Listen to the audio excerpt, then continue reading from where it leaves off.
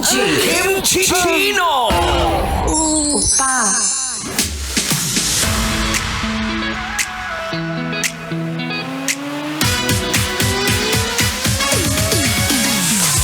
And yes mga mahal, nagbabalik na po si DJ Kim Chino para tapusin ang pinag-uusapan natin tungkol sa kapintasan ng jowa mo. Kapintasan ba yun? Hindi, usapang toyo pa rin tayo. Ito yung sinasabi natin na sa relasyon, talaga nga naman kailangan mo ng added flavor. Nagkataon pa, ugali pa ng jowa mo, which is toyo.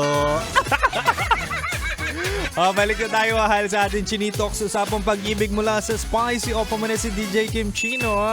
At diba nga sabi ko tonight, ibibigay ko ang 3 approaches sa toyo ng mahal mo. Diba? Minsan wag mong susukuan. Nandyan ka na eh.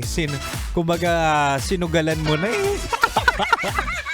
Late mo na lang nalaman na may toyo pala yung jowa mo. Pero anyway, mahal, recap na tayo. Sabi ko kanina, una pag tinotoyo, aba, patungan mo. Patungan mo ng Band-Aid. Ito yung sinasabi natin na syempre kailangan mo first aid. Kumbaga kailangan mong apulahin ang apoy. Hindi gagatungan pa. Yung minsan or yung iba dyan, minsan may toyo na nga yung jowa, papatungan pa ng toyo ulit. Kumbaga, at the end of the day, dapat may magpaparaya. At kung alam mo naman sa sarili mo na ikaw ang bigger person, o di kaya ikaw ang mas mahaba ang pangunawa, ikaw na mag-adjust. Ano gagawin? I-validate mo ang nararamdaman. O di kaya konsintihin mo. Uy, doon na tayo sa totoo kung mahal mo ang relasyon mo, mahal mo ang tao, ikaw naman talaga mag-a-adjust. And ikaw rin ang magpaparaya at ikaw rin ang iintindi. So at the end of the day, kung yan ang iyong nararamdaman, at talaga nga namang hindi mo na maiwasan ang pabago-bago niyang emosyon, o di kaya toyo, sige na, ikaw na ang magparaya. Diba? Pangalawa, mahal, sabi ko rin kanina, kapag tinutoyo, subuan mo. Subuan mo ng embutido, subuan mo ng tahong. Depende. Usually ang toyo naman walang gender, mapalalaki o babae. Ito na yung sinasabi natin na minsan kailangan mo na ng props. At ang props na yon ay ang mga pagkain. Totoo yung hungry yung gutom tapos galit. Kaya alam mo na, suyuin mo ng pagkain, i-surprise mo ng mga delivery na kanyang kinikrave. Ewan ko na lang kung hindi pa yan naamo. Diba? May mga ganyan. Minsan kasi totoo yan na bumababa ang ating blood sugar to the point na minsan nagagalit na tayo ng walang dahilan. At ang napagbubuntungan natin ng galit, sino? Si jowa. Kaya dapat gawin mo na ng paraan. Kumbaga magpa-deliver na tayo sa panahon ngayon. Napakadali na nga magpa-deliver. Ang kailangan mo na lang hanapin ay ang pera. At ang pangatlo at panghuli, mahal, pag tinutoyo si jowa o si mahal, aba, gamitan mo ng super effective to, lambing.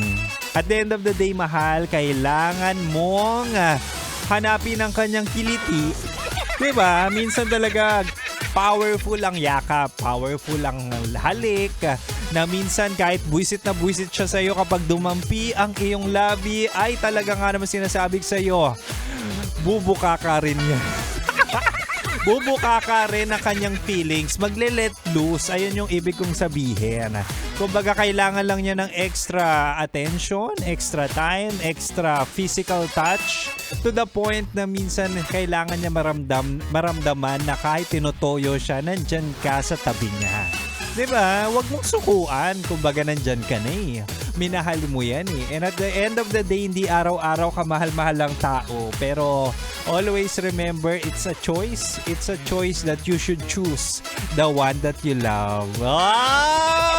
Kala mo talaga may jowa yung Kim Chino na yan. Kung ano ang mga sinasabi sa ere. Anyway, mahal. At the end of the day, hindi ka mahal-mahal ang tao. Pero always remember, it's a choice. It's a commitment na talaga nga naman kung gusto mo ng forever, aba, wag ka nang maghanap ng iba. Makontento. Diba? At the end of the day, yung mga jowa nyo ay talaga nga namang minsang tahimik ang buhay pero binulabog nyo. Kaya ngayon, wag nyo nang pakawalan, baka sa amin pa mapunta ang toyo niyan. Sige na, mahal, ako'y sisibat na. Huwag kayo mag-alala. Susunod na po sa akin sina Titan Jello at Rocky Terra sa kanilang programang Rocky Secret Files with Titan Jello. Kaya mahal, dito ka lang sa 90.7 Love Radio. Kailangan pa bang i-memorize yan? Basic. Inuman na. Metro's #1 Love Radio. Basic!